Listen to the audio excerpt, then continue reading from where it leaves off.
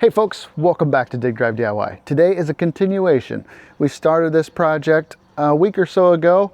We're building a new grain bin. Actually, Greg, who I work for at G&K Concepts, he's building a new grain bin here at work.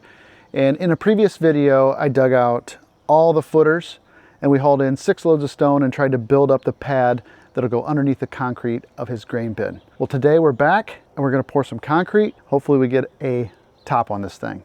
There's a lot to do. We gotta get going. Dig Drive DIY. All right, so first thing this morning we got here, started digging out all the loose stone that had fallen into the footer. And then Chad, who's the concrete contractor, he got his Kubota skid loader up on top and he started to grade it off and level it. I had never got the thing to a finished grade. We need to have the top of the stone 6 inches below the finished concrete grade so that there's 6 inches of concrete on top. So we worked to get all that out of there. And then I took the backhoe and I dug out my stone ramp that I had poured in the footer so I could get in and on top of the footer, or on top of the slab. And so now the guys are kind of prepping the footer. They're getting rebar cut, doing everything they need to do to get that poured up.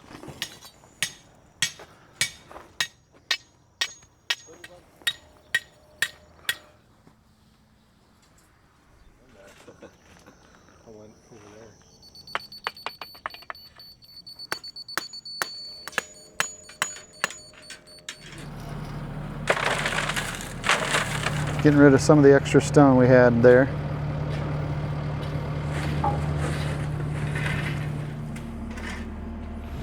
Concrete trucks are finally here. Got a Speedway truck out of Fort Wayne.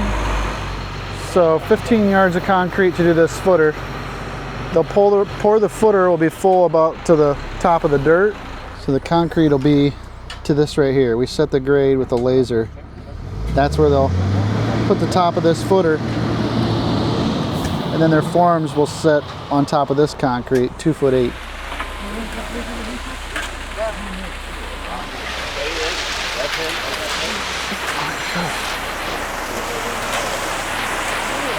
They're trying to drag some of it around the curve because they won't be able to reach it all. So look in here, this is cool. It's got a screw on the inside. There's fins welded on the inside that make it, when he turns it screws it to the top.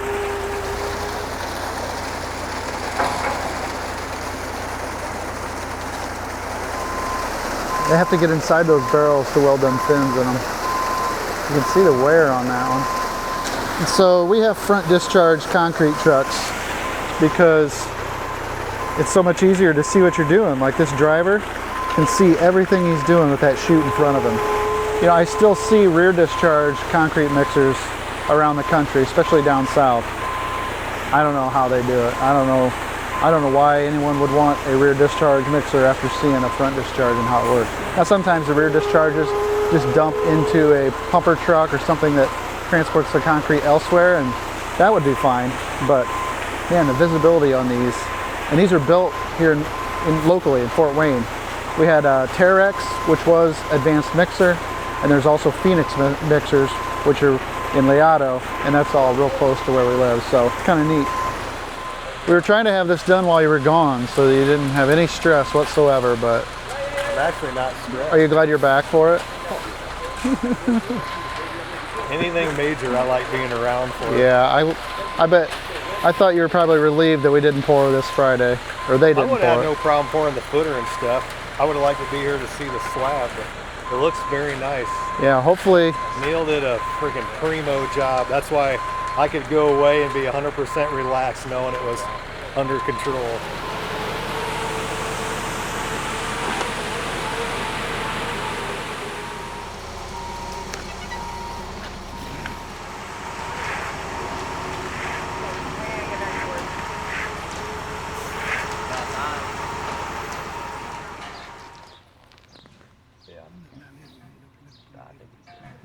Pretty interesting to see how all this works.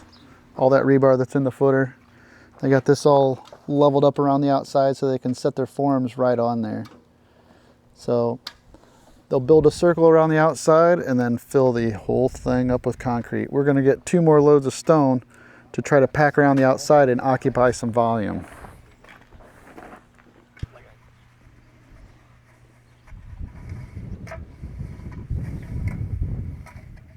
we had to have 2 different trucks. There is a total of about 15 yards in the footer. And so the guys poured that in.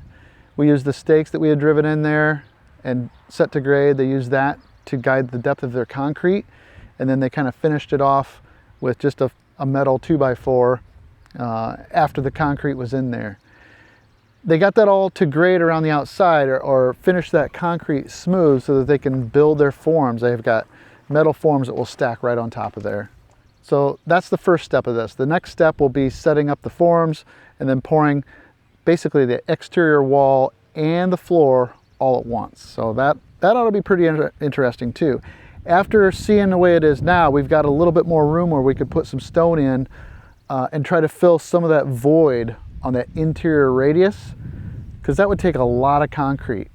Concrete is, depending on your area, anywhere from $1,800 to $2,000 per load. So every truck that comes in here is at least $1,800. A load of stone, for comparison, is about $400 to $500.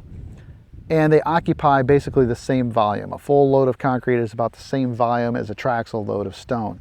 So if we can put 2 loads of stone and kind of pack it around the outside edge, that's 2 fewer loads of concrete. So that's the plan. I ordered 2 more loads of stone. In the morning, we'll try to bucket it up on top. Once this concrete footer sets up, we'll be able to kind of cross it with the skid loader and the backhoe. We'll put more stone up on top with the skid loader up there and distribute it around the outside edge and then try to pack it in place. That's the plan.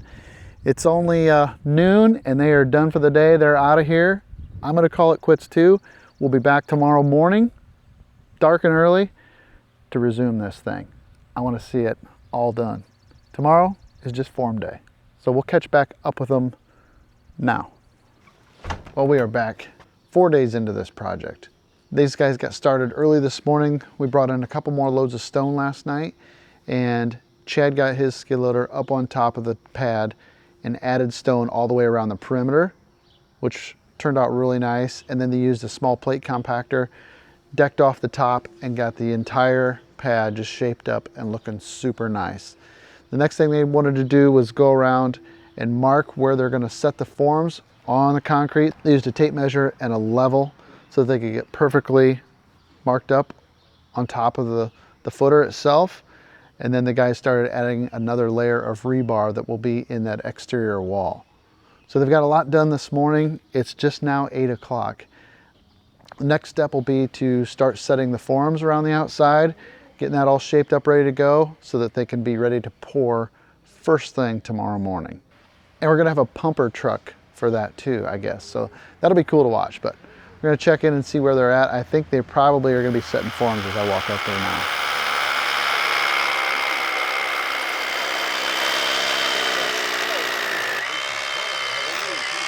Well, they had to change their strategy up a little bit on the forms for around there. They had brought some sectional forms that were the right height, but they couldn't get them to bend enough to form a tight enough radius. So they're switching to a plywood strategy where they're gonna have to drill holes in the footer to place stakes on both the inside and the outside of the plywood. And then they'll get it all formed around there and use that to pour up against. Obviously, you see how much rebar they're putting in that thing. It's really neat how much rebar goes in there. It's always interesting to me how much work goes into the prep.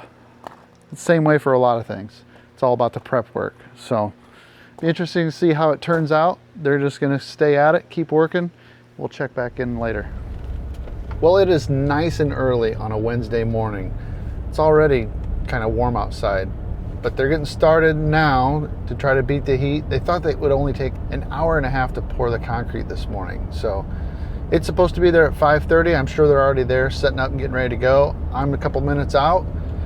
We'll get over there, take a look and see how it goes. I'm excited to see how quickly they can get that poured.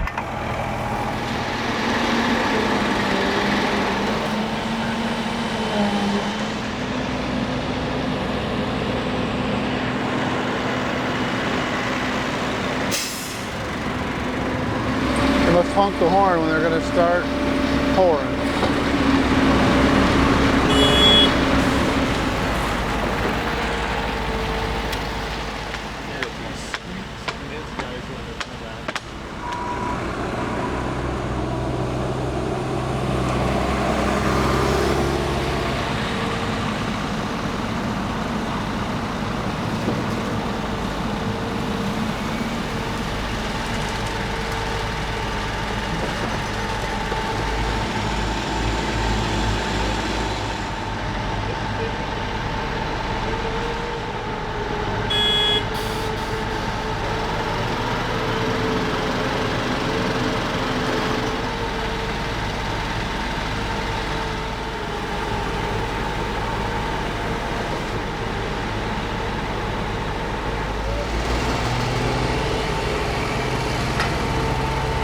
6:37 a.m. and they're almost done with all the concrete. They have how many pumper trucks? 7, he said. 7 pumpers?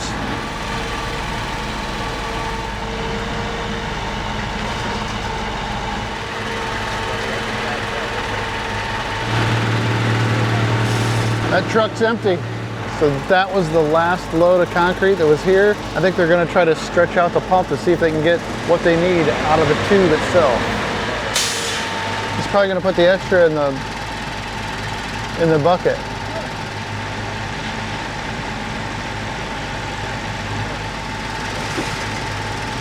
Well, it's looking good. Are you happy with it? Oh yeah, I'm tickled. These guys have done an awesome job. I couldn't be happier getting Chad Bennett and the crew because they've killed it. Yep, it looks good. They worked hard yesterday. God, it was hot. They're hard workers. Hard workers, and they did an awesome job. So he's getting it all folded up. 7 a.m. So Chad was right. He thought it'd take him an hour and a half to get this laid down. And we are right at an hour and a half. Okay, 9:15 a.m. and they are completely out of here.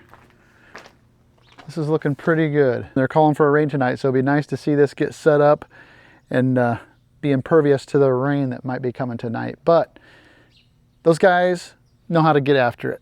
I've said it before, it's just like with anything. It's like painting a vehicle, all the work's in a prep. In concrete, all the work's in the prep. I mean, there's some good work in laying this down too, but you get what I'm saying. And this is, I don't know, it's just impressive to see it finally done. Just exactly 1 week ago, I started marking this out and digging the footer with a backhoe. And here it is, 7 days later, and they got it poured. Tomorrow they're gonna show up and strip off the forms. I wanna see what it looks like with it cleaned up and all done. They're gonna pour some in between the two, but so that's gonna wrap it up for today. Already 9:30 a.m. and I'm gonna get out of here too. Gonna move on to something else, but that was fun to watch. We'll be back tomorrow to see the forms off of it and have the final reveal, so to speak. All right, I'll see you then. Well, the last time I left you, they had the bin pad poured.